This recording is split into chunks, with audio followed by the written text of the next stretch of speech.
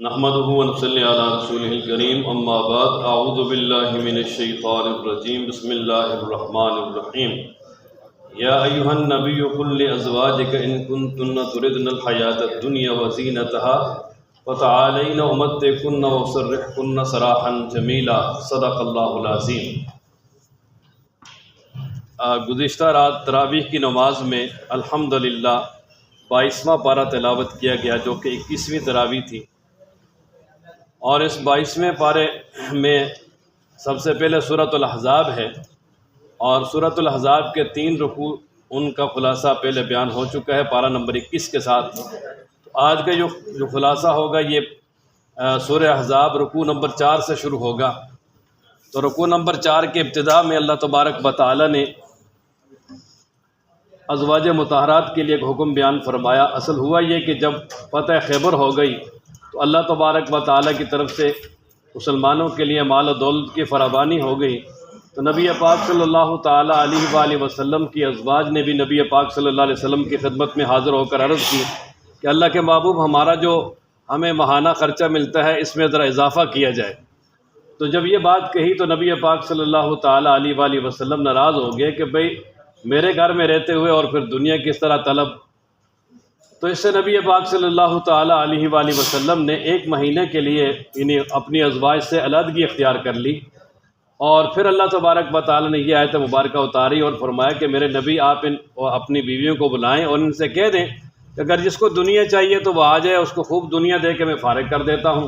لیکن اگر اللہ اور اس کے رسول چاہیے یعنی میرے ساتھ رہنا تو پھر اسی فقیری میں رہنا پڑے گا۔ تو سب ازواج مطہرات نے یک زبان ہو کر کہا کہ ہمیں اللہ اور اس کے رسول کی رضا اور اللہ کے رسول کا ساتھ چاہیے، ہمیں کچھ بھی نہیں چاہیے۔ ہم نے مطالبہ تو نہیں کیا تھا، ایک گزارش کی تھی۔ تو فرمایا نا کہ اے میرے نبی، آپ اپنی بیویوں کو کہہ دیں کہ اگر آپ دنیا کی زندگی کی طالب ہیں اور اس کی زینت کی طالب ہیں آ جائیں، میں تمہیں دنیا دیتا ہوں اور تمہیں اچھے طریقے سے جدا کرتا ہوں، اور اگر تم اللہ اور اس کے رسول کو چاہتی ہو اور آخرت کا گھر چاہتی ہو یعنی قیامت چاہیے، جنت چاہیے، تو فرمایا اللہ تبارک و تعالیٰ نے جو نیکوکار ہے تم میں سے ان کے لیے اجر عظیم تیار کر رکھا ہے۔ پھر آگے ازواج مطہرات کو اللہ تعالیٰ نے ایک اور حکم دیا کہ فرمایا کہ اے میرے نبی کی بیوی ہو، تم میرے نبی کے ساتھ ہونے کی وجہ سے تمہارا ایک الگ مقام ہے، لہٰذا اگر خدا نخواستہ تم میں سے کوئی برائی کرے گی تو اللہ تبارک و تعالیٰ اس کو اس برائی کا دگنا عذاب دیں گے، اس لیے کہ جس کا جتنا بڑا مرتبہ ہوتا ہے اس سے اگر غلطی سرزد ہو تو اس کی سزا بھی اتنی بڑی ہوتی ہے۔ اور ساتھ ہی فرمایا جہاں سے 22واں پارہ شروع ہوتا ہے کہ اگر تم میں سے کوئی تقوی اختیار کرے گی اور اللہ اور اس کے رسول کی اطاعت کرے گی، نیک اعمال کرے گی، تو اللہ تعالیٰ نے فرمایا کہ اس کو اجر بھی ہم ڈبل عطا کریں گے، اور قیامت والے دن ان کو بڑا اعلیٰ قسم کا رزق عطا کریں گے، جنت کی نعمتیں عطا کریں گے۔ آگے اللہ تبارک و تعالیٰ نے 7واں حکم بیان فرمایا، یہ بھی ازواج مطہرات کو خطاب کر کے فرمایا کہ اے میرے نبی کی بیویوں، تم عام عورتوں کی طرح نہیں ہو، تمہارا تو تعلق میرے نبی کے ساتھ ہے، لہٰذا اگر کوئی شخص تم سے بات بھی کرنا چاہے پردے کے پیچھے سے تو فرمایا اس کے ساتھ نرم لہجے میں بات بھی نہیں کرنی بلکہ سخت لہجے میں بات کرنی ہے، اس لیے کہ اگر نرم لہجے میں بات کریں گے تو کوئی جو منافقین اور جو دل کے مریض ہیں اور اسی طرح جو مریض ہیں وہ جو ہے وہ طمع کریں گے، لالچ کریں گے، آگے بڑھنے کی کوشش کریں گے، اور یہ حکم قیامت تک آنے والی تمام مسلمان عورتوں کے لیے کہ جب بھی کسی مرد کے ساتھ بات کرنے کی ضرورت پڑے تو نرم لہجے میں نہیں بلکہ سیدھے اور کرخت لہجے میں بات کی جائے، تاکہ جو ہے کوئی جو ہے وہ آگے بڑھنے کی کوشش ہی نہ کرے۔ اور آگے اللہ تبارک و تعالیٰ نے ایک اور حکم دیا، فرمایا کہ تم اے ازواج مطہرات اپنے گھروں میں ٹھہری رہو، جس طرح زمانے جاہلیت میں باہر نکلتی تھی اس طرح نہ نکلو، اور فرمایا نماز ادا کرو، زکوٰۃ دو، اللہ اور اس کے رسول کی اطاعت کرو، اور آگے فرمایا کہ انما یرید اللہ لیذھب عنکم الرجس اہل البیت، کہ اللہ تبارک و تعالیٰ یہ چاہتا ہے کہ تم سے گندگی کو دور کر دے اے اہل بیت، وَيُطَهِّرَكُمْ تَطْهِيرًا، اور تمہیں پاک کر دے۔ تو یہ واضح طور پہ جو اہل بیت کا لفظ ہے نبی پاک صلی اللہ علیہ وسلم کی بیویوں کے لیے استعمال ہوا ہے۔ تو سب سے پہلے نبی پاک صلی اللہ علیہ وسلم کے اہل بیت میں ان کی بیویاں شامل ہیں، پھر آپ صلی اللہ علیہ وسلم کی 4 بیٹیاں اور 3 بیٹے، اور پھر نبی پاک صلی اللہ علیہ وسلم کے داماد اور سارا گھرانہ شامل ہے۔ یہ نہیں کہ بھئی ایک بیٹی کو اور اس کے اولاد کو شامل کر لیں گے، یہ جو ہے نا اہل بیت ہیں، باقی نہیں۔ اہل بیت کا مطلب ہوتا ہے گھر والے۔ تو اب عام دنیا کے اندر بھی جو الفاظ بولے جاتے ہیں جی گھر والوں کا کیا حال ہے، گھر والے کیسے، تو اس سے مراد سب سے پہلے بیویاں ہوتی ہیں، اور قرآن مجید نے تو کہا ہی اہل بیت نبی پاک صلی اللہ علیہ وسلم کی بیویوں کو مخاطب کر کے اہل بیت کہا ہے۔ تو اس لیے اللہ تبارک و تعالیٰ کے محبوب کے جو گھرانہ ہے یہ سارا کا سارا اہل بیت میں شامل ہے۔ اور پھر وہ کچھ کہتے ہیں کہ جی حضرت سیدہ فاطمہ رضی اللہ تعالیٰ عنہ اور ان کے دونوں شہزادوں کو اور حضرت علی رضی اللہ تعالیٰ عنہ کو نبی پاک صلی اللہ علیہ وسلم نے چادر میں لے کر کہا تھا کہ یا اللہ یہ میرے اہل بیت ہیں۔ تو اصل بات یہ ہے کہ اصول یہ ہے کہ جب بیٹی کی شادی ہو جائے دوسرے گھر میں تو وہ دوسرے کا اہل بیت بن جاتی ہے۔ تو نبی پاک صلی اللہ تعالیٰ علیہ وآلہ وسلم کو ان کے ساتھ بہت زیادہ پیار تھا۔ جب یہ یعنی جو اہل بیت کے بارے میں بڑی اعلیٰ قسم کی آیت نازل ہوئی تو اللہ تبارک و تعالیٰ کے محبوب نے اللہ تعالیٰ سے درخواست کر کے ان کو بھی اہل بیت میں شامل کر لیا تاکہ یہ فضیلت ان کو بھی حاصل ہو جائے۔ اور پھر یہ ایک سوال یہ بھی کرتے ہیں جی کہ پھر دوسری بیٹیوں کو کیوں نہیں چادر میں لیا اور ان کو کیوں نہیں بلایا؟ تو اصل بات یہ ہے کہ جس وقت یہ چادر والا معاملہ پیش آیا اس وقت نبی پاک صلی اللہ علیہ وسلم کی باقی تینوں بیٹیاں وفات پا چکی تھی، صرف ایک سیدہ جو ہے وہ زندہ تھی، اس لیے انہیں کو بلایا ہے۔ اور آگے اللہ تبارک و تعالیٰ نے فرمایا کہ جو قرآن و مجید آپ کے گھروں میں نازل ہو رہا ہے اے میرے نبی کی بیویوں اس کی تلاوت کرو اور اس سے نصیحت حاصل کرو۔ اور آگے اللہ تبارک و تعالیٰ نے ایک یعنی آگے جو رکوع نمبر 5 جہاں سے شروع ہوتا ہے اللہ تبارک و تعالیٰ نے عام جو ہے تمام مسلمان مرد اور عورتوں کا تذکرہ کیا ہے جن کی کچھ، اور اسی طرح مسلمان مردوں اور عورتوں کی کچھ صفات بیان کی ہیں، اور ان صفات کو بیان کرنے کے بعد آخر میں اللہ تبارک و تعالیٰ نے نتیجہ بیان کیا ہے۔ اللہ کریم ارشاد فرماتے ہیں کہ بے شک مسلمان مرد اور مسلمان عورتیں، ایمان والے مرد ایمان والی عورتیں، اطاعت کرنے والے مرد اطاعت کرنے والی عورتیں، اور سچے مرد سچی عورتیں، صبر کرنے والے مرد صبر کرنے والی عورتیں، اور اللہ تبارک و تعالیٰ سے ڈرنے والے مرد اور عورتیں، صدقہ کرنے والے مرد اور عورتیں، روزہ رکھنے والے مرد اور عورتیں، اور اپنی شرمگاہوں کی حفاظت کرنے والے مرد اور عورتیں، اور اسی طرح اللہ تبارک و تعالیٰ کا بہت زیادہ ذکر کرنے والے مرد اور عورتیں یہ ایسے ہیں کہ اعد اللہ لہم مغفرۃ واجرا عظیما، کہ اللہ تبارک و تعالیٰ نے ان کے لیے تیار کر رکھی ہے بخشش بھی، اور اللہ تعالیٰ کی طرف سے ان کو بڑا اجر عظیم ملے گا۔ اصل میں یہ یعنی گویا پوری صفات ہیں کہ جو اللہ تعالیٰ کا تابع دار ہوگا، اللہ پہ ایمان لانے والا ہوگا، اطاعت کرنے والا ہوگا، سچ بولنے والا ہوگا، صبر کرنے والا ہوگا، اور اللہ سے ڈرنے والا ہوگا، صدقہ کرنے والا ہوگا، روزہ رکھنے والا ہوگا، اور اپنی شرمگاہوں کی حفاظت کرنے والا ہوگا، اللہ کو یاد کرنے والا ہوگا، چاہے وہ مرد ہو یا عورت ہو، اللہ تعالیٰ کی طرف سے بخشش بھی ہے اور بہت بڑا اجر ہے۔ اور اس کے بعد آگے اللہ تبارک و تعالیٰ نے ایک اہم ترین حکم بیان فرمایا کہ مومن چاہے مرد ہو یا عورت ہو، اللہ اور اس کے رسول کی طرف سے جب فیصلہ ہو جائے اس کے حق میں تو اب آگے ان کے لیے کوئی اختیار نہیں ہے کہ وہ مانے یا نہ مانے، ان کے لیے ماننا ضروری ہے۔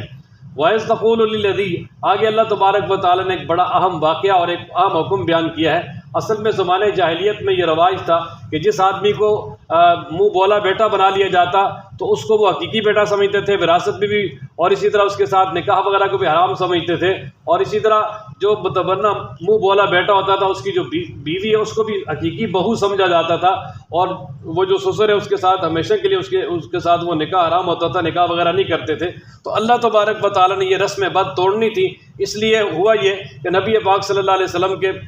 پاس رہنے والے حضرت زید بن حارثہ، جن کو نبی پاک صلی اللہ علیہ وسلم نے اپنا منہ بولا بیٹا بنایا ہوا تھا، اور حضرت صلی اللہ علیہ وسلم نے ان کی شادی کروائی تھی حضرت زینب بنت جاش رضی اللہ تعالیٰ عنہ کے ساتھ، لیکن یہ کہ ان کے آپس میں نباؤ نہ ہوا، اور پھر اللہ تبارک و تعالیٰ کی طرف سے حکم ہوا کہ جب حضرت زید انہوں نے اپنی بیوی کو طلاق دے دی ہے تو اے میرے محبوب ہم نے آپ کا نکاح ان سے کر دیا ہے، زوجناکہا، ہم نے نکاح کر دیا، یہ نہیں کہ آپ نکاح کر لیں، پر بھائی نکاح کر دیا، خود بخود کر دیا۔ کیوں کیا ہے؟ تاکہ آئندہ جو ہے نا ایمان والوں پر جو منہ بولے بیٹے ہیں ان کے بارے میں کسی قسم کی کوئی جو ہے نا وہ تنگی اور پریشانی نہ ہو، اور ان کو بیٹا نہ سمجھا جائے، اور یہ جو بری رسم ہے اس کو بالکل ہی ختم کیا جائے۔ اور آگے اللہ تبارک و تعالیٰ نے ایک اور حکم دیا کہ اللہ تعالیٰ فرماتے ہیں کہ نبی پاک صلی اللہ تعالیٰ علیہ وآلہ وسلم کو جو اللہ کی طرف سے حکم آ جائے اس پہ عمل کرنے میں کوئی تنگی نہیں ہونی چاہیے، اور یہی معاملہ گزشتہ انبیاء علیہ الصلوۃ والسلام کے ساتھ بھی رہا ہے، اس لیے کہ انبیاء علیہ الصلوۃ والسلام کی طرف بھی جو بھی اللہ تعالیٰ کی طرف سے حکم آیا اس پر انہوں نے عمل کیا، اور عمل کرنے میں کسی کی کوئی ملامت کی پرواہ نہیں کی۔ اس لیے نبی پاک صلی اللہ علیہ وسلم بھی اس کی کوئی پرواہ نہ کریں، اگرچہ منافقین اور مشرکین جو ہے پروپیگنڈا بہت زیادہ کریں، لیکن اس کی کوئی کسی قسم کی پرواہ کرنے کی ضرورت ہی نہیں ہے۔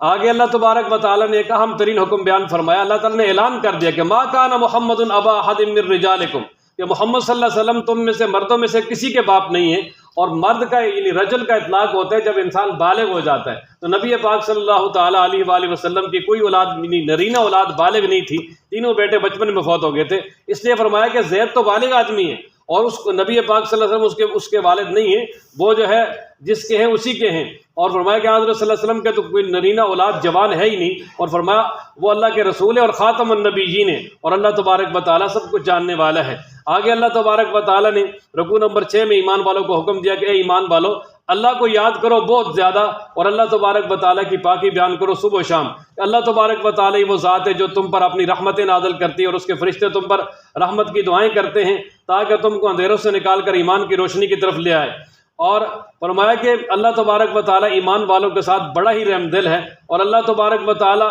کی طرف سے ایمان والوں کو سلامی ہوگی قیامت والے دن، اور ان کے لیے بہت بڑا اجر تیار کر رکھا ہے۔ آگے اللہ تبارک و تعالیٰ نے ایک اور حکم ارشاد فرمایا کہ اے میرے نبی، ہم نے آپ کو شاہد، مبشر، نذیر اور داعی الی اللہ اور سراج و منیر بنا کے بھیجا ہے۔ آپ ایمان والوں کو بھی بشارت سنائیں کہ ان کے لیے اللہ تبارک و تعالیٰ کے ہاں بہت بڑا اجر اور فضل ہے۔ اور فرمایا کہ آپ کافروں اور منافقین کی بات نہ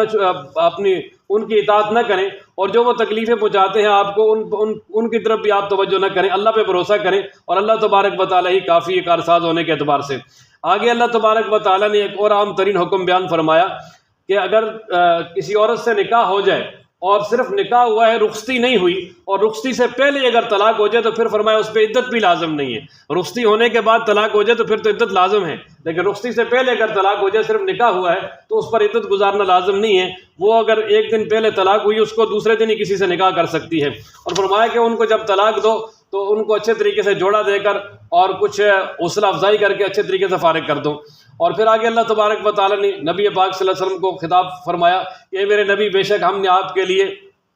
وہ عورتیں حلال کر دی جن کو آپ مہر دے دیں، یا وہ کہ جن کے آپ کے دائیں ہاتھ مالک ہوئے یعنی باندیاں، اور اسی طرح آپ کے چچے کی بیٹیاں، پھوپھی کی بیٹیاں، خالہ کی بیٹیاں، اور ماموں کی بیٹیاں، خالہ کی بیٹیاں، اور وہ عورتیں جنہوں نے آپ کے ساتھ ہجرت کی۔ اور اسی طرح اگر کوئی ایک عورت جو ہے وہ بغیر کسی بات کے آپ کو جو ہے نا وہ اپنے آپ کو ہدیہ کرنا چاہتی ہے، یعنی کوئی باہر وغیرہ بھی نہیں لیتی، تو فرمایا یہ بھی آپ کے لیے اس سے نکاح کرنا جائز ہے، لیکن یہ حکم صرف آپ کے لیے ہے، عام لوگوں کے لیے نہیں ہے۔ عام لوگوں کے لیے لازم ہوگا کہ وہ مہر دے کر نکاح کریں، مہر کے علاوہ جو ہے نا مہر دینے کے بغیر کوئی بھی نکاح نہیں کر سکتا۔ لیکن آپ کے لیے فرمایا کہ اس میں رعایت ہے، آپ اگر بغیر مہر کے بھی اس سے نکاح کر سکتے ہیں۔ اگر وہ کوئی عورت آپ کے پاس آنا چاہتی ہے تو یعنی آپ نکاح کر سکتے ہیں۔ ترجی من تشاء منہن، اور یہ آگے اللہ تبارک و تعالیٰ نے ایک اور حکم ارشاد فرمایا نبی پاک صلی اللہ علیہ وسلم کے ساتھ یہ بھی خاص ہے کہ اللہ تبارک و تعالیٰ نے فرمایا کہ یہ جو ازواج مطہرات ہیں ان میں سے آپ جس کو چاہیں قریب کریں، جس کو چاہیں دور کریں، یعنی آپ پہ جو باری مقرر کرنا اور پورا انصاف کرنا یہ لازم نہیں ہے، لیکن اللہ تبارک و تعالیٰ نے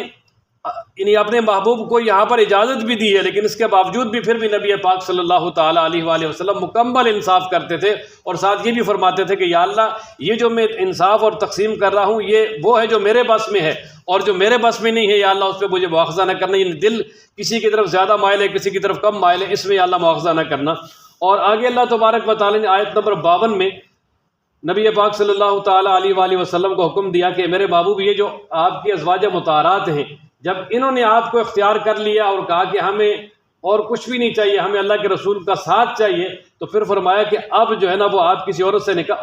نکاح بھی نہ کریں، اور ان میں سے کسی کو طلاق بھی نہ دیں۔ اور فرمایا کہ اگرچہ آپ کو یعنی جو ہے نا وہ اور یعنی کوئی عورتیں ان کے ساتھ نکاح کی خواہش بھی ہو، تو پھر بھی فرمایا کہ آپ نکاح نہ کریں، بلکہ آپ انہی کو اپنے نکاح میں رکھیں ہمیشہ کے لیے، یہ آپ کے ازواج دنیا میں بھی اور آخرت میں بھی۔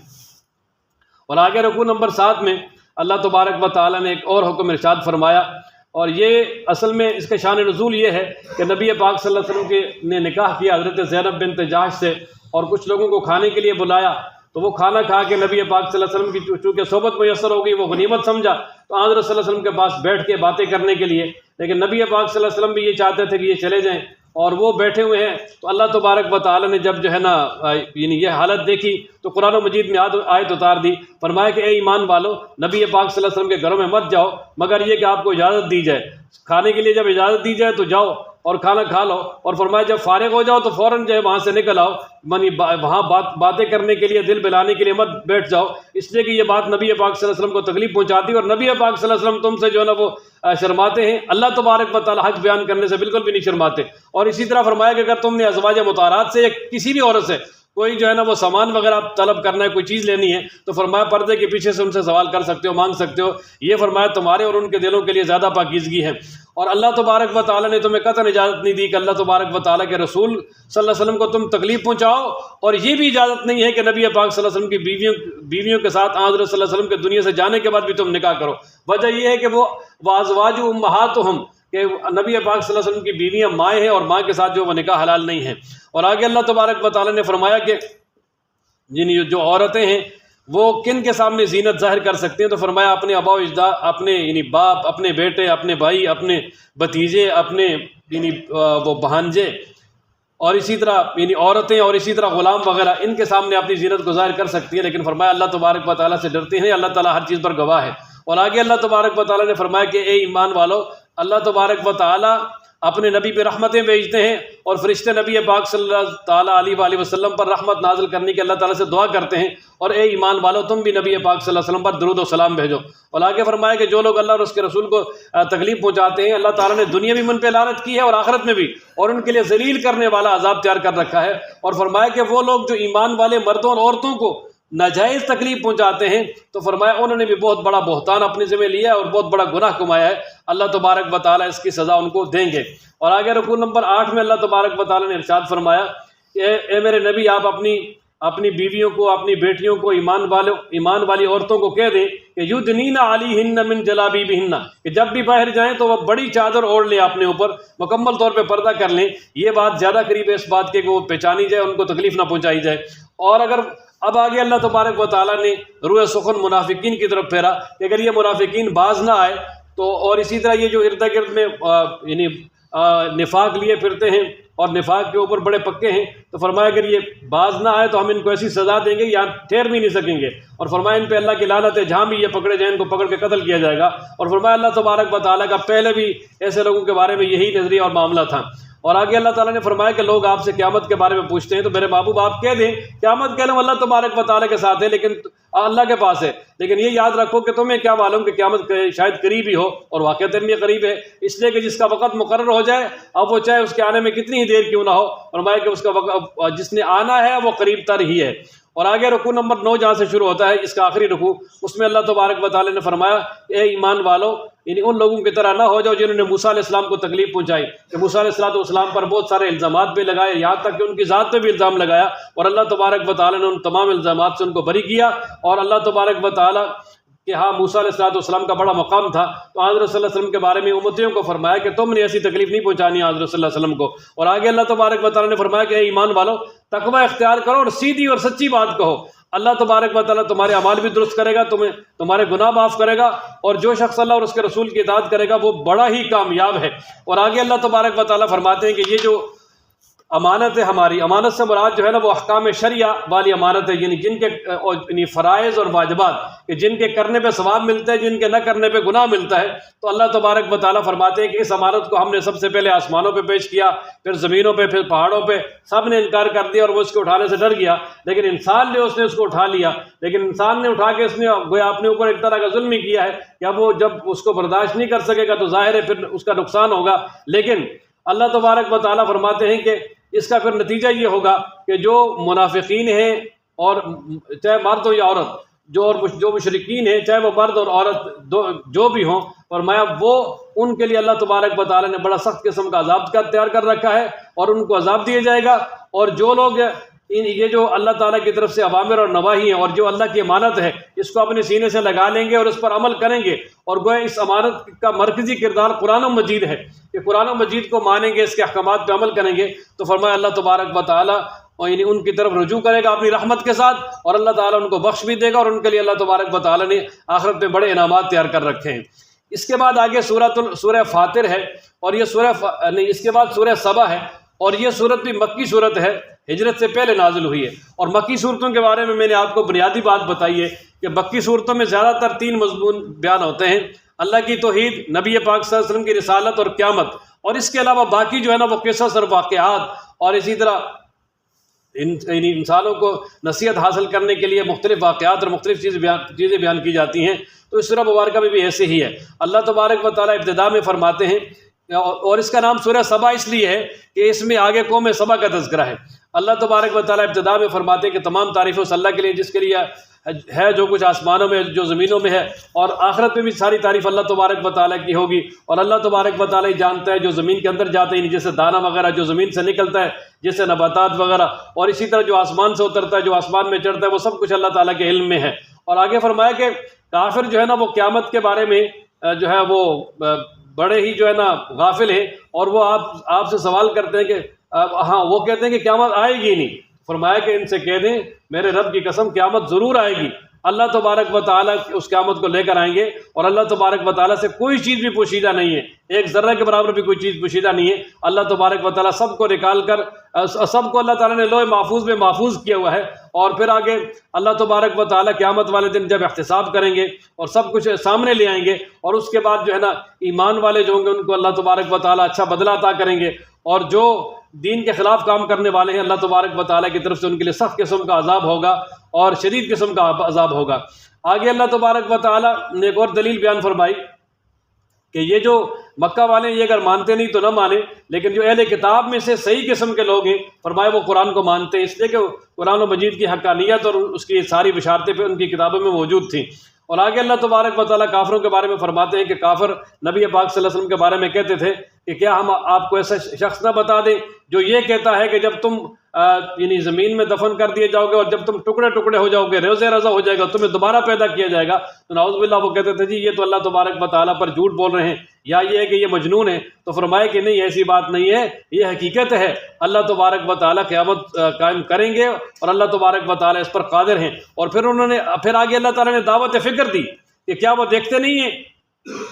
آسمانوں کو اور زمینوں کو اور سارے نظام کو کہ وہ اللہ تبارک و تعالیٰ نے بنایا ہے، تو کیا قیامت اللہ تعالیٰ نہیں قائم کر سکتے؟ اور پھر فرمایا کہ اللہ تبارک و تعالیٰ چاہیں تو ان کو جو ہے نا وہ زمین میں دسا دیں، یا چاہیں تو اللہ تعالیٰ ان پہ آسمان کا کوئی ٹکڑا گرا کر ان کو عذاب دے دیں، تو وہ بے خوف نہیں ہونا چاہیے انہیں، اس لیے کہ اللہ تبارک و تعالیٰ ہر چیز پر قادر ہے۔ آگے رکوع نمبر 2 جہاں سے شروع ہوتا ہے اس میں اللہ تبارک و تعالیٰ نے حضرت داؤد علیہ السلام کا واقعہ بیان کے ابتدا میں کہ لوگ یہ کہتے تھے جی دیکھو داؤد علیہ السلام بڑی قدرت والے تھے اور ان کے ساتھ پرندے اور پہاڑ بھی جو ہے نا وہ بولا کرتے تھے، تو اللہ تبارک و تعالیٰ نے فرمایا کہ داؤد علیہ السلام کے پاس بھی جتنے کمالات تھے وہ ہم نے دیے، کہ اللہ فرماتے ہیں وَلَقَدْ آتَيْنَا دَاوُودَ مِنَّا فَضْلًا، ہم نے اپنی طرف سے داؤد علیہ السلام کو بڑا کمال اور بڑی فضیلت عطا کی، اور ہم نے پہاڑوں کو کہا، پرندوں کو کہا کہ ان کے ساتھ جو ہے نا وہ جب وہ تورات پڑھے تو تم بھی ان کے ساتھ جو ہے ذکر میں شامل ہو جایا کرو۔ اور اسی طرح اللہ فرماتے ہیں ہم نے ان کے لیے لوہے کو بالکل موم بنا دیا، اور ہم نے ان سے کہا کہ آپ جو ہے وہ زیریں بنائیں اور جو کڑیاں ہیں وہ مناسب لگائیں ان کو اور اچھے کام کریں، اور اس لیے کہ میں جو تم کر رہے ہو اس کو دیکھ رہا ہوں۔ اور پھر آگے سلیمان علیہ السلام کا واقعہ بیان کیا کہ حضرت سلیمان علیہ السلام کے بارے میں لوگ کہتے تھے دیکھو جی اتنی بڑی بادشاہت ہے، اور تو لہٰذا معلوم ہوا کہ وہ بھی خدائی کردار میں شریک ہیں، تو اللہ تبارک و تعالیٰ فرماتے نہیں، حضرت سلیمان علیہ السلام کے لیے بھی ہواؤں کو ہم نے تابع کیا کہ وہ صبح چلتی تھی 1 مہینے کی مسافت، یعنی صبح پہلے پیر میں ان کے تخت کو اتنا جو ہے نا وہ لے جاتی تھی جتنا 1 مہینے میں انسان پیدل سفر کر کے لے کے جاتا ہے، اور اسی طرح اتنی شام میں۔ اور فرمایا ان کے لیے ہم نے یہ تانبے کا اور تارکول کا ایک چشمہ جو ہے نا وہ جاری کیا ہوا تھا تانبے کا، اور اسی طرح جنات بھی ان کے تابع تھے جو ان کے حکم سے جو ہے وہ مختلف قسم کے کام کرتے تھے، اور پھر جنات جو ان کی نافرمانی کرتے تو ان کو بڑا سخت قسم کی سزا بھی دی جاتی تھی، اور وہ حضرت سلیمان علیہ السلام جو بھی ان سے بنانا چاہتے تھے، چاہے بڑے بڑے محلات ہوں، چاہے بڑے بڑے جو ہے نا وہ دیگیں ہوں، اور اسی طریقے سے یعنی جو بڑے بڑے چونوں پہ لگی ہوئی جو دیگیں ہیں لگن وہ بناتے تھے۔ اور اللہ تبارک و تعالیٰ فرماتے ہیں کہ ہم نے آل داؤد سے کہا کہ تم شکر کرو، اس لیے کہ میرے بندوں میں شکر کرنے والے بہت تھوڑے ہیں۔ تو جب حضرت سلیمان علیہ السلام نے یہ ہیکل سلیمانی مسجد اقصیٰ یہ تعمیر کرنا چاہی نا، تو سلیمان علیہ السلام نگرانی کرنے لگے اور جنات اس کی تعمیر کر رہے تھے، اور یہاں تک کہ اسی دوران حضرت سلیمان علیہ السلام کی موت کا وقت آ گیا، اور موت کا وقت جو وہ آگے پیچھے نہیں ہوتا، لیکن یہ اللہ تبارک و تعالیٰ کی طرف سے اصول ہے کہ اللہ تعالیٰ فرشتہ بھیج کر انبیاء سے پہلے اجازت لیتے ہیں، اور وہ فرشتہ اجازت لیتا ہے کہ آپ نے دنیا میں رہنا ہے یا آپ نے یہاں سے جانا ہے، تو اللہ تبارک و تعالیٰ کی محبت انبیاء پہ اتنی غالب ہوتی ہے کہ فوراً وہ کہتے ہیں جی ہم نے یہاں سے جانا ہے، اللہ تبارک و تعالیٰ سے ملنا ہے۔ نبی پاک صلی اللہ علیہ وسلم نے بھی یہی فرمایا تھا کہ اللہم بالرفیق الاعلیٰ۔ تو سلیمان علیہ السلام نے پھر یہ کہا کہ بھئی اگر یہ تو ابھی مسجد اقصیٰ اور ہیکل سلیمانی کی جو تعمیر ہے یہ تو ابھی آدھی بھی نہیں ہوئی اور یہ مکمل نہیں ہوئی، اگر میں دنیا سے اٹھا لیا گیا تو پھر تو یہ جنات جو ہے نا بغاوت کر جائیں گے، یہ تو کام نہیں کریں گے، تو لہٰذا اس وقت تک کے لیے جو ہے نا وہ پھر کیا کرنا چاہیے۔ تو پھر انہوں نے ایک ترکیب سوچی، ایک شیشے کا چھوٹا سا جو ہے نا وہ کمرہ بنایا، اور اس کے اندر لاٹھی اپنے جو عصا ہے اس کے سارے اس طرح کھڑے ہو گئے، اور جنات سے کہا کہ تم تعمیر کرو، میں تمہیں دیکھ رہا ہوں۔ اور اللہ تبارک و تعالیٰ نے وہاں کھڑے کھڑے ہی جو ہے نا ان کی روح قبض کر لی، اور اسی طرح وہ کھڑے دیکھ رہے ہیں، اور جنات یہ سمجھتے تھے کہ یہ زندہ ہے اور ہمیں دیکھ رہے ہیں، اور وہ پھر اپنے بڑی لگن کے ساتھ بڑی محنت کے ساتھ کام کرتے رہے، یہاں تک کہ جب کام مکمل ہو گیا تو پھر وہی لاٹھی جو ہے اس کو دیمک لگ گئی، اور جب دیمک لگی تو اللہ تبارک و تعالیٰ فرماتے ہیں کہ جب سلیمان علیہ السلام اس طرح نیچے گرے تو پھر جنوں کو پتہ چلا کہ وہ تو پہلے ہی فوت ہو چکے تھے، اور ساتھ انہوں نے افسوس بھی کیا کہ کاش کہ اگر ہم غیب جانتے تو اتنی تکلیف نہ اٹھاتے، ہم پہلے ہی جو ہے بھاگ جاتے۔ اس کے بعد آگے قوم سبا کا جو واقعہ بیان کیا ہے۔ قوم سبا یہ یمن میں رہنے والی ایک قوم تھی۔ اللہ تبارک و تعالیٰ نے ان کو بڑی مال و دولت، بڑی عزت، اور اللہ تبارک و تعالیٰ نے ان کو باغات اور ہر طرح کی نعمتیں عطا کی تھی۔ دونوں طرف ان کے باغات تھے اور اس میں ہر طرح کا پھل تھا، ہر قسم کا۔ اور پھر اسی طرح یعنی اللہ تبارک و تعالیٰ نے آگے ان کے لیے سفر بھی بڑا آسان کر دیا تھا۔ یہ شام کی طرف جاتے تھے تو ہر تقریباً سمجھے 10 کلومیٹر کے بعد آگے کوئی نہ کوئی بستی آ جاتی، کوئی نہ کوئی شہر آ جاتا، اور ہر جگہ لوگ ان کا بڑا استقبال کرتے تھے۔ ظاہر ہے یہ تاجر تھے اور لوگوں کے ساتھ بڑے ان کے اچھے تعلقات تھے۔ تو انہوں نے کچھ ناشکری شروع کر لی، کہنے لگے جی اے اللہ یہ جو سفر ہے یہ بھی ہمارے لیے جو ہے وہ ایک طرح کا گھر بنا ہوا ہے۔ سفر تو وہ ہوتا ہے کہ جس میں تکلیفیں وغیرہ ہوں، تو ہمارے سفروں کو یا اللہ دور کر دے تاکہ ہم بھی جو ہے وہ تکلیف اٹھا کے سفر کریں اور ہمیں کچھ سفر کا پتہ چلے اور سفر کی کچھ مشقتیں برداشت کریں۔ اور اسی طرح اللہ تبارک و تعالیٰ کی نعمتوں کی ناقدری کی تو پھر اللہ تبارک و تعالیٰ نے یعنی پیچھے جو ڈیم تھا ایک بہت بڑا، جس طرح یہ اب بھی ہے یمن میں سد معارف، وہ ڈیم تھا، اس سے یہ بوقت ضرورت اپنے باغات کو پانی لگاتے تھے، لیکن درمیان سے وہ اندر جو ہے نا اللہ تبارک و تعالیٰ نے وہاں چوہے مسلط کر دیے، اور ان کی ناشکری کی وجہ سے وہ ڈیم کا بند ٹوٹا اور سارے کے سارے باغات جو ہے ان کو بہا کے لے گیا، ختم کر دیا، کچھ بھی نہ رہا۔ اور یہاں تک کہ اللہ تبارک و تعالیٰ فرماتے ہیں کہ کچھ بدمزہ سے جو ہے نا وہ پھل رہ گیا اور کچھ جنگلی بیر سی رہ گئی، باقی کچھ بھی نہیں رہا۔ تو اللہ تبارک و تعالیٰ نے بتا دیا کہ جو ناشکری کرتے ہیں اللہ تبارک و تعالیٰ پھر ان کو ایسی سزا دیتے ہیں۔ اور آگے رکوع نمبر 3 میں اللہ تبارک و تعالیٰ نے فرمایا کہ یہ جو لوگ ہیں جن کو اللہ تبارک و تعالیٰ کے علاوہ معبود اور الہ مان کے پکارتے ہیں، یہ ان کے لیے ایک ذرہ کے مالک بھی نہیں ہے، نہ آسمانوں میں نہ زمینوں میں۔ اور فرمایا کہ اللہ تبارک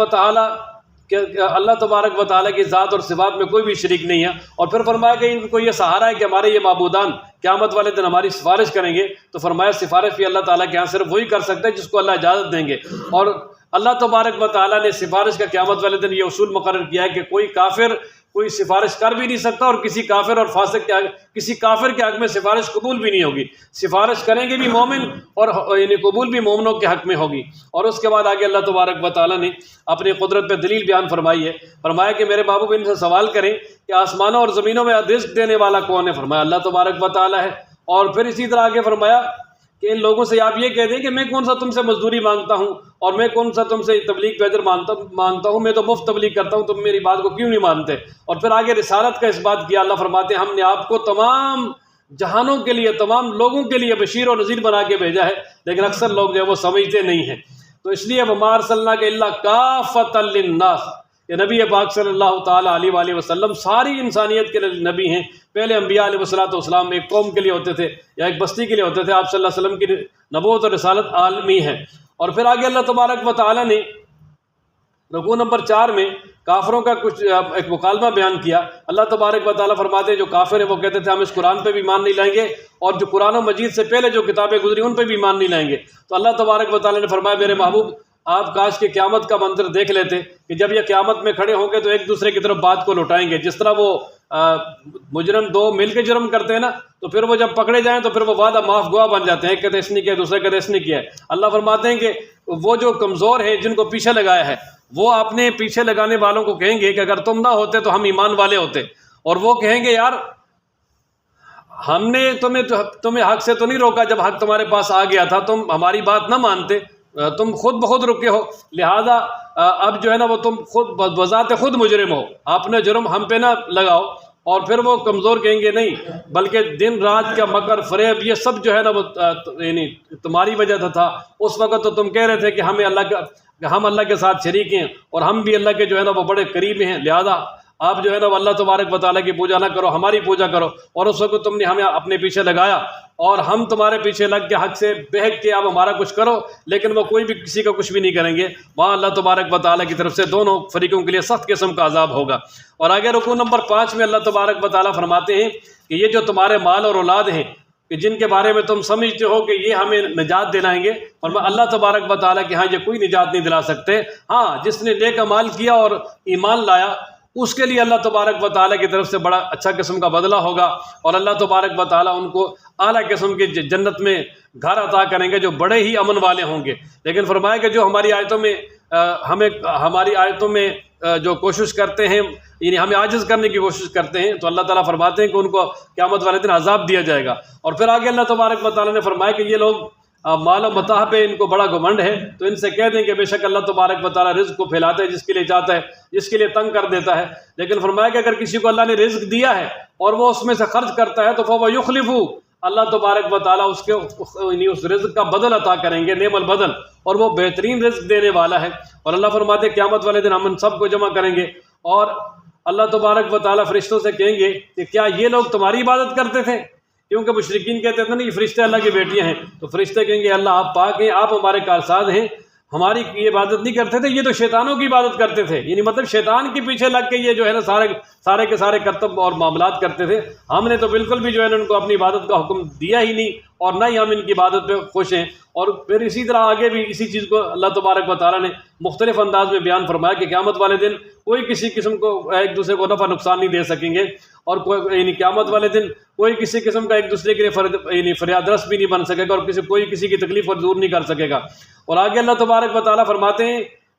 کہ یہ جو مشرکین مکہ ہیں یہ ہمارے آیتوں کو جھٹلاتے ہیں اور یہ سمجھتے ہیں کہ ہم عذاب سے بچ جائیں گے اور ہمارے پاس بہت زیادہ مال و دولت ہے۔ فرمایا جو پہلے لوگوں کو مال و دولت ملا ہے اس کا تو 10واں حصہ بھی ان کے پاس نہیں ہے، یعنی عاشر عشیر بھی نہیں ہے۔ جب ان کے پاس عذاب آیا تو ان کو کوئی نہیں بچا سکا، تو ان کو بھی کوئی نہیں بچا سکے گا۔ آگے رکوع نمبر 6 میں اللہ تبارک و تعالیٰ نے مزید فرمایا کہ میرے محبوب ان سے کہہ دیں کہ میں جو ہے نا وہ آپ کو نصیحت کرتا ہوں کہ تم اللہ تبارک و تعالیٰ ہی کی اللہ تبارک و تعالیٰ کے ساتھ ہی اپنا تعلق بناؤ، اللہ کے ساتھ کسی کو شریک نہ کرو۔ اور فرمایا کہ میرے ساتھ کوئی جو ہے نا وہ جنون وغیرہ نہیں ہے، میں تو جو ہے تمہارے لیے قیامت سے پہلے قیامت کے احوال سے ڈرانے کے لیے آیا ہوں۔ اور دوسری بات یہ ہے کہ میں تم سے کوئی اب مزدوری نہیں مانگتا، میں مفت جو ہے نا تمہیں اللہ تبارک و تعالیٰ کا قرآن سنا رہا ہوں، لہذا اس کو سن کر تم کیوں نہیں ایمان لاتے۔ اور پھر فرمایا کہ آپ ان سے کہہ دیں اب حق آ گیا ہے اللہ، اور باطل جو ہے نا بالکل واضح ہو گیا ہے، اور باطل جو ہے نا اب نہ وہ ظاہر ہوگا اور اسی طرح نہ اب قائم رہ سکے گا، اور نہ دوبارہ جو وہ اس میں آنے کی سکت ہوگی، وہ ختم ہو کے رہے گا اور حق غالب ہو کر رہے گا۔ اور پھر آگے اللہ تبارک و تعالیٰ نے فرمایا کہ آخر میں اللہ تبارک و تعالیٰ نے فرمایا کہ یہ جو ان کی خواہشات ہیں قیامت میں ان کے درمیان انہیں اللہ تبارک و تعالیٰ کا حکم حائل ہو جائے گا اور ان کی کوئی خواہش بھی پوری نہیں ہوگی، لیکن ایمان والے جو ہیں ان کے اللہ تبارک و تعالیٰ قیامت میں ہر خواہش پوری فرمائیں گے۔ اس کے بعد آگے سورہ فاطر ہے، اس کا نام فاطر اس لیے رکھا ہے کہ پہلی آیت مبارکہ میں لفظ فاطر ہے۔ فاطر کا معنی ہے زمین و آسمان، یعنی فاطر کا معنی پیدا کرنے والا، بنانے والا، یہ اللہ تبارک و تعالیٰ کی صفت ہے۔ اور اس صورت مبارکہ بھی مکی ہے، اور اس میں بھی اللہ تبارک و تعالیٰ کی طرف سے اپنی وحدانیت پہ مختلف دلائل ہیں، اور اسی طرح قیامت کے اس بات پہ اور نبی پاک صلی اللہ علیہ وسلم کی رسالت کے اس بات پہ مختلف قسم کے دلائل ہیں۔ اور اس سورہ مبارکہ میں سب سے پہلے اللہ تبارک و تعالیٰ فرماتے ہیں تمام تعریفیں اس اللہ کے لیے جس نے پیدا کیا آسمانوں کو، زمینوں کو، اور اللہ تبارک و تعالیٰ جو فرشتے ہیں ان کو اپنا پیغمبر بناتا ہے، یعنی ان کے ذریعے پیغام بھیجتا ہے، اور وہ جو فرشتے ہیں ان میں سے کوئی 2 پروں والے ہیں، کوئی 3 پروں والے ہیں، کوئی 4 پروں والے ہیں۔ وَيَزِيدُ فِي الْخَلْقِ مَا يَشَاءُ، اور کچھ ایسے ہیں جن کے پار اس سے بھی زیادہ ہے، جیسے جبریل امین اس کے 600 پر اللہ تبارک و تعالیٰ نے دیے ہیں۔ اور آگے اللہ تبارک و تعالیٰ فرماتے ہیں کہ اللہ تعالیٰ اپنی رحمت کو لوگوں کے لیے کھول دیں جن کے لیے، تو اس کو کوئی روک نہیں سکتا، اور جس رحمت کو اللہ تعالیٰ روک لیں تو اس رحمت کو کوئی جو ہے نا دنیا تک پہنچا نہیں سکتا۔ اللہ تبارک و تعالیٰ سب کچھ دینے والے ہیں۔ اور آگے توحید کی طرف ترغیب دی کہ اے لوگوں یاد کرو اللہ کی نعمتوں کو جو اللہ تعالیٰ نے تم پر کی، کیا کوئی ہے اللہ کے علاوہ جو ہے نعمتوں کو پیدا کرنے والا اور تمہیں رزق دینے والا آسمان اور زمینوں سے؟ تو کوئی بھی نہیں ہے، صرف اللہ تعالیٰ ہی ہے۔ تو پھر فرمایا تم کہاں پھیرے جا رہے ہو؟ پھر اللہ تبارک و تعالیٰ کی عبادت کرو۔ اور پھر فرمایا کہ اے لوگوں اللہ کا وعدہ سچا ہے، دنیا کی زندگی تمہیں دھوکے میں نہ ڈالے، اور اسی طرح جو شیطان ہے وہ بھی دھوکے میں ڈالے، اس لیے کہ شیطان تمہارا دشمن ہے اور اس کو دشمن سمجھو، اور شیطان جو ہے نا وہ اور اس کا گروہ تمہیں جہنم کی طرف بلاتا ہے۔ اور فرمایا کہ شیطان تمہیں بلاتا ہے تاکہ تم جہنم والے ہو جاؤ۔ وہ کہ جنہوں نے کفر کیا ان کے لیے سخت قسم کا عذاب ہے، اور جو ایمان لائے نیک اعمال کیا ان کے لیے بخشش ہے اللہ تبارک و تعالیٰ کی طرف سے۔ اور پھر آگے اللہ تبارک و تعالیٰ نے رکوع نمبر 2 میں فرماتے ہیں کہ وہ شخص کہ جس کو اپنی برائیاں بھی نیکیاں نظر آئیں، مثلا ایک شخص ایسا ہے نا کہ جو یہ سمجھتا ہے کہ میں گمراہی پر ہوں، تو اس کی ہدایت تو ممکن ہے، لیکن ایک شخص کو اپنی برائیاں بھی نیکیاں نظر آئیں اور وہ برے کام کر کے بھی سمجھے کہ میں نیک کام کر رہا ہوں، تو ظاہر ہے پھر اس کو کون ہدایت دے سکتا ہے؟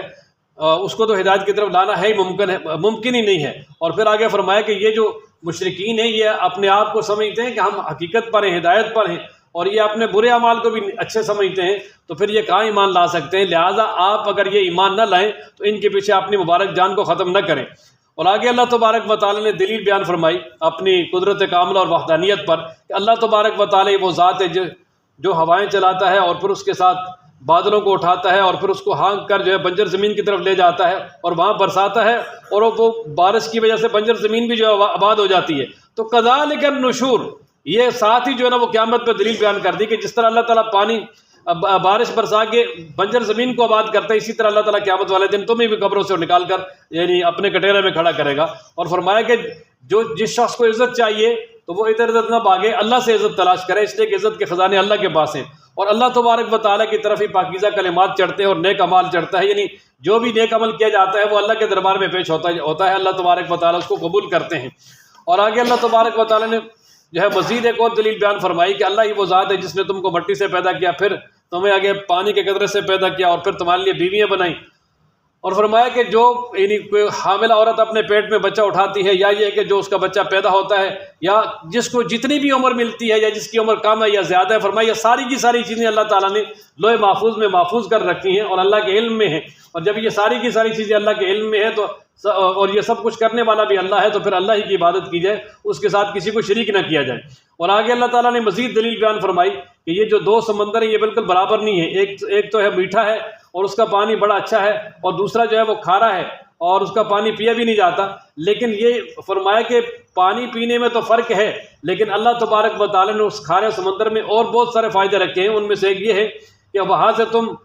تازہ گوشت نکال کے کھاتے ہو، اس سے مراد مچھلیاں ہیں، اور اسی طرح تم سمندر سے بڑے اعلیٰ قسم کے موتی ہیرے جواہرات بھی نکالتے ہو، اور پھر سمندر تمہارے لیے کشتیاں چلانے کا بھی ذریعہ ہے جس کے ساتھ تم بین الاقوامی تجارت کر کے اپنا مال حاصل کرتے ہو تاکہ تم شکر کرو، اور یہ نعمت اس لیے دی ہے تاکہ تم شکر کرو، شکر ہی نہ کرو، اور اللہ کا شکر یہ ہے کہ اللہ کو مانا جائے اور اس کی عبادت کی جائے۔ اور فرمایا اللہ تبارک و تعالیٰ کی ذات ہے جو رات کو دن میں داخل کرتی ہے، دن کو رات میں داخل کرتا ہے۔ اللہ تعالیٰ نے سورج چاند کو کام پہ لگایا ہوا ہے اور یہ سارے کے سارے وقت مقرر تک کام میں لگے ہوئے ہیں، یعنی قیامت تک۔ اور یہ نعمتیں بیان کرنے کے بعد فرمایا ذالکم اللہ ربکم له الملک،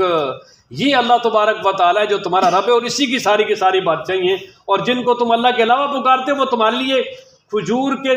ایک چھال جو ہے وہ کھجور کی گٹلی پہ جو ایک چھال ہے اس کے بھی برابر وہ کسی چیز کے مالک نہیں ہے، اور اگر تم ان کو بلاؤ گے تو وہ تمہاری پکار بھی نہیں سنیں گے، اور فرمایا اگر وہ سن بھی لیں گے تو فرمایا وہ تمہارا کام کر نہیں سکتے، اور قیامت والے دن جو ہے نا وہ تمہیں ایک دوسرے کا وہ تمہارے شرک کا بھی انکار کر دیں گے۔ اور فرمایا کہ یہ باتیں تمہیں اتنی کھل کے بتا دی ہیں، یہ اللہ تعالیٰ جو خبیر ہے وہی بتا سکتا ہے، اس کے علاوہ کوئی بھی نہیں بتا سکتا۔ اور آگے رکوع نمبر 3 میں اللہ تعالیٰ نے بندوں کی اوقات بیان کی۔ اللہ تعالیٰ فرماتے ہیں اے لوگو تم فقراء ہو اللہ کی طرف، اللہ ہی غنی قابل تعریف ہے، اگر چاہے تو تمہیں لے جائے اور تمہاری جگہ کوئی نئی مخلوق لے آئے۔ اور فرمایا قیامت والے دن کوئی کسی دوسرے کا بوجھ نہیں اٹھا سکے گا، ہر آدمی اپنے کیے کا بوجھ اٹھائے گا۔ ہاں جو گمراہ کرے گا دوسرے کو تو اس دوسرے کو گمراہ کرنے کی وجہ سے اس کے گناہوں کا بوجھ اس پہ ڈالا جائے گا، وہ بھی اس کی اپنی وجہ سے، باقی ہر ایک نے اپنا اپنا بوجھ اٹھانا ہے۔ اور پھر آگے اللہ تعالیٰ نے فرما دیا کہ اندھا اور بینا برابر نہیں ہو سکتے، اندھیرے اور روشنی برابر نہیں ہو سکتی، سایہ اور گرمی برابر نہیں ہو سکتی، زندہ اور مردہ برابر نہیں ہو سکتے۔ تو فرمایا اسی طرح جو ہے وہ مومن اور کافر بھی برابر نہیں ہو سکتے۔ اور پھر آگے فرمایا اللہ تعالیٰ نے کہ بے شک ہم نے آپ کو بھیجا ہے حق کے ساتھ بشیر اور نذیر بنا کر، اور بے شک فرمایا کہ جتنی بھی پہلی امتیں گزری ہیں سب میں اللہ تعالیٰ نے نبی بھیجے ہیں۔ اور اگر یہ آگے پھر تسلی دے دی کہ فرمایا اگر یہ آپ کو جھٹلاتے ہیں تو پریشان نہ ہو، اس لیے کہ پہلے انبیاء علیہ الصلوۃ والسلام بھی اللہ تعالیٰ کی طرف سے پیغامات لے کر آئے اور ان کو بھی جھٹلایا گیا ہے۔ آگے رکوع نمبر 4 میں اللہ تبارک و تعالیٰ نے اپنی قدرت کاملہ پر دلیل بیان فرمائی کہ اللہ تعالیٰ فرماتے ہیں کیا آپ نے دیکھا نہیں کہ اللہ تبارک و تعالیٰ نے آسمان سے پانی برسایا، اور اللہ فرماتے ہیں اس پانی کے ساتھ ہم نے پھل پیدا کیا مختلفاً الوانھا کہ جن کے کلر مختلف ہیں، اور اسی طرح بڑے بڑے پہاڑ پیدا کیے جو ان میں سے بعض کوئی سفید ہیں، بعض سرخ ہیں، اور ان کے کلر مختلف ہیں، اور بعض بالکل سیاہ ہیں، ہر طرح کے ہیں۔ اور پھر اسی طرح فرمایا کہ لوگ پیدا کیے، جانور پیدا کیے، اور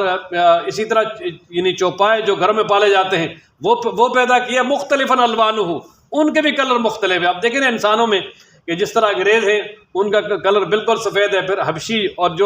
یہ جو کیا نام ہے افریقی ہیں ان کا کلر بالکل سیاہ ہے، اور یہ جو بڑے اعظم ایشیا کے ان کا کلر بالکل درمیانہ ہے، اور یہاں بھی مختلف شکلیں ہیں۔ تو یہ اللہ تبارک و تعالیٰ کی قدرت کاملہ کا بین نشان ہے۔ تو فرمایا کہ یہ ساری کی ساری نشانیاں دیکھ کر اللہ تبارک و تعالیٰ سے وہی ڈریں گے جو اصل علم والے ہیں، کہ جن کے اندر علم ہوگا اور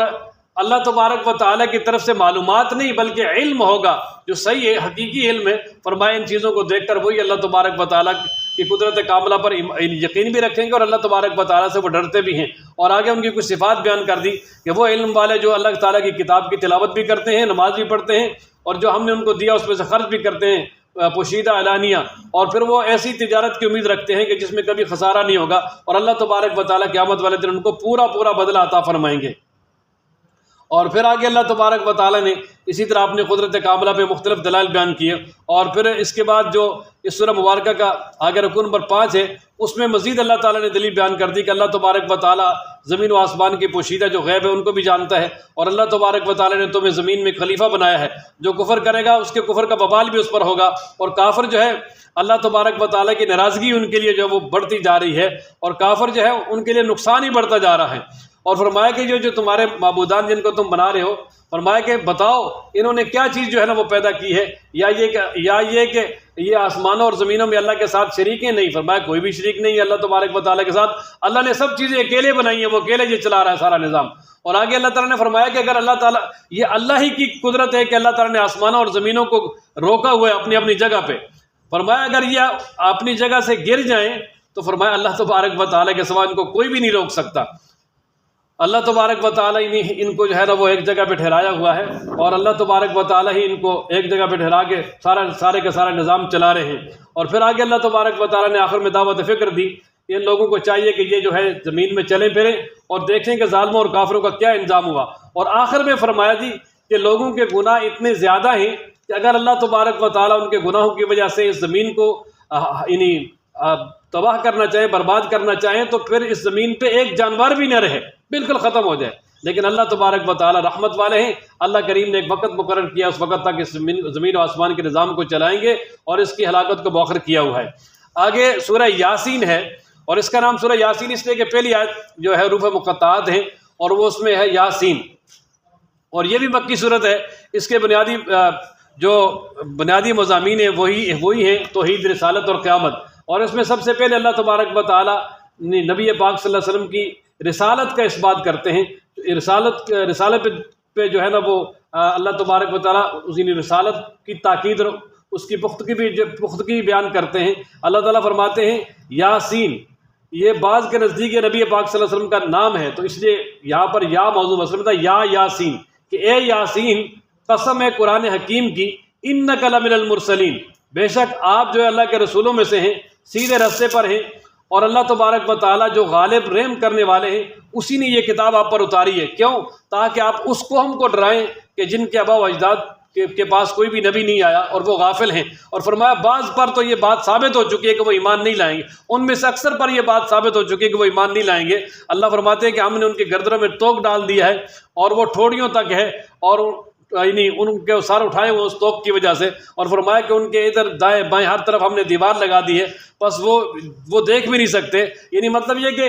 کفر کر کے ان کے دل سیاہ ہو چکے ہیں، مہر جباریت لگ گئی ہے، اب ان کو جتنی مرضی جو وہ تبلیغ کی جائے کہ وہ ایمان نہیں لائیں گے۔ ہاں فرمایا کہ جو قرآن مجید کی پیروی کرنے والا ہے اور اللہ تبارک و تعالیٰ سے بن دیکھے ڈرتا ہے، فرمایا ان کو آپ تبلیغ کریں گے تو فائدہ بھی ہوگا، اور فرمایا کہ ان کو آپ خوشخبری سنائیں کہ اللہ کی طرف سے بخشش بھی ہوگی اور بہت بڑا اجر بھی ہوگا۔ اور اللہ فرماتے ہیں ہم ہی مردوں کو زندہ کرتے ہیں، اور ہم لکھ رہے ہیں جو کچھ انہوں نے آگے بھیجا، جو کچھ پیچھے چھوڑا، اور ہر چیز کو ہم نے واضح لوح محفوظ میں لکھ کر محفوظ کیا ہوا ہے۔ اور آگے اللہ تبارک و تعالیٰ نے ایک واقعہ بیان کیا ہے کہ انطاکیہ ایک بستی تھی، اس کی طرف اللہ تبارک و تعالیٰ کی طرف سے 2 رسول بھیجے گئے، اور پھر اللہ تبارک و تعالیٰ نے ان کی معاونت کے لیے ایک تیسرے رسول کو بھی جو ہے نا وہ بھیج دیا، اور وہ تینوں آپ گئے اور بستی والوں کو جا کر کہا جی انا الیکم مرسلون، ہم تمہاری طرف اللہ کے رسول بن کے آئے ہیں، لہذا ہماری بات مانو۔ وہ کہنے لگے جی تم تو ہماری طرح انسان ہو، اللہ تبارک و تعالیٰ نے انسانوں پہ تو کوئی جو ہے وہ کتاب یا کوئی وحی نازل نہیں کی، تم جھوٹے ہو، ہم تمہاری بات نہیں مانتے۔ پھر انہوں نے کہا بھائی اللہ تبارک و تعالیٰ جانتے ہیں ہم تمہاری طرف رسول بن کے آئے ہیں، اور ہم پر صرف جو ہے نا وہ واضح طور پہ پہنچا دینا ہے، تو ہم اللہ کا پیغام پہنچانے آئے، لہذا ہماری بات مان لو۔ تو وہ کہنے لگے جی نعوذ باللہ ہم تمہیں منحوس سمجھتے ہیں، اگر تم باز نہ آئے تو ہم تمہیں پتھر مار مار کے ختم کر دیں گے اور سخت قسم کی سزا دیں گے تمہیں۔ تو انہوں نے کہا بھائی اللہ کے رسولوں نے کہ تمہاری نحوست تمہارے ساتھ ہے، یعنی تمہاری نحوست تمہارے گناہوں کی وجہ سے، منحوس تمہارے گناہ ہے تم ہو۔ اور فرمایا کہ اگر تم جو ہے نا وہ نصیحت حاصل کرو، اگر تمہیں نصیحت کی گئی ہے تو تم نصیحت حاصل کیوں نہیں کرتے؟ تم تو جو حد سے بڑھنے والی قوم ہو۔ اس طرح یعنی وہ ان کو تبلیغ کر رہے تھے۔ تو وجاء من اقصى المدینۃ رجل یسعى، تو وہاں ایک شخص تھے جن کا نام تفسیروں میں لکھا ہے حبیب نجار۔ جب انہوں نے رسولوں کی بات سنی اور یہ آگے قوموں کا جو ہے نا وہ رد عمل دیکھا کہ قومیں رسولوں کو جو ہے پریشان کر رہی ہیں، تو فوراً بھاگتے ہوئے آئے اور کہا اے میری قوم، ان رسولوں کی بات مانو، اتبعوا من لا يسألكم اجرا وهم مهتدون، لہذا ان کی بات مانو جو تبلیغ کر رہے ہیں اور اس تبلیغ پہ تم سے مزدوری بھی نہیں لے رہے، اور یہ خود بھی ہدایت پر ہیں اور تمہیں بھی ہدایت کی طرف بلا رہے ہیں، لہذا میں تمہارا بہت ہی خیر خواہ ہوں، اس لیے تم ان رسولوں کی بات مانو تاکہ تم کامیاب ہو جاؤ۔ اب آگے 23واں پارہ شروع ہو رہا ہے، باقی کیا بات ہوئی وہ اس میں آ جائے گی انشاءاللہ۔ وآخر دعوانا الحمدللہ رب العالمین۔